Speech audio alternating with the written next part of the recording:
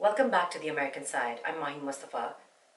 Two federal shootings within a week, one fatal in Minneapolis, another wounding civilians in Portland, Oregon. Protests spark nationwide, and a critical question sharpens.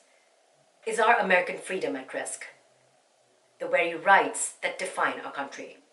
The guidelines regarding federal agents using deadly force clearly states that the number one priority is no loss of life.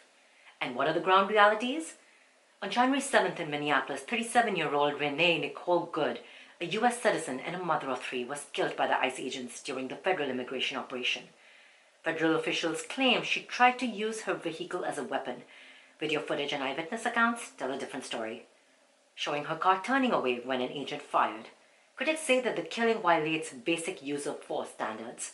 If a U.S. citizen is killed in broad daylight, and the government controls the narrative, evidence, and investigation, then this isn't just Renee Good's story, it's every American's. Hundreds of protesters took to the streets of Minneapolis chanting "ICE out now" and mounting demonstrations outside the federal facilities and across the country, from New York to Seattle and beyond. But the outrage didn't stop there. Just one day later in Portland, Oregon, federal agents from Customs and Borders Protection shot and wounded two people during a stop near a hospital. Local leaders, including Portland's mayor and Oregon's governor, have called for a halt to federal immigration enforcement until independent investigation can be completed, and demanded ICE and related agents leave the city. Hundreds protested outside the ICE building in Portland as well, with demonstrators saying federal officers have crossed a line, operating with little oversight and escalating violence against everyday Americans. And here's the deeper concern that's now sparking nationwide resistance. What happens when federal agents operate beyond local oversight?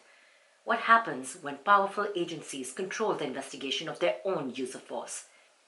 What happens when citizens witness fatal shootings but are told to trust federal authorities without answers? Local officials in both Minneapolis and Portland have publicly condemned the federal narratives that justify the use of deadly force, pointing to the contradictions between official claims and available evidence. This is not just about immigration enforcement anymore, it's about American civil liberties and whether in the eyes of too many Americans the government can act with near total autonomy and little accountability. Many protesters now say that if these shootings aren't fully independently investigated, and if federal agents continue to act with what they see as impunity, then freedom itself is being eroded at the hands of those sworn to protect it. That's why people are on the streets. For Renee Good, yes, but also for overcoming the fear that silence today can become permission tomorrow. I'm Mahim Mustafa, and you're watching The American Side. Stay critical, stay informed. Until next time.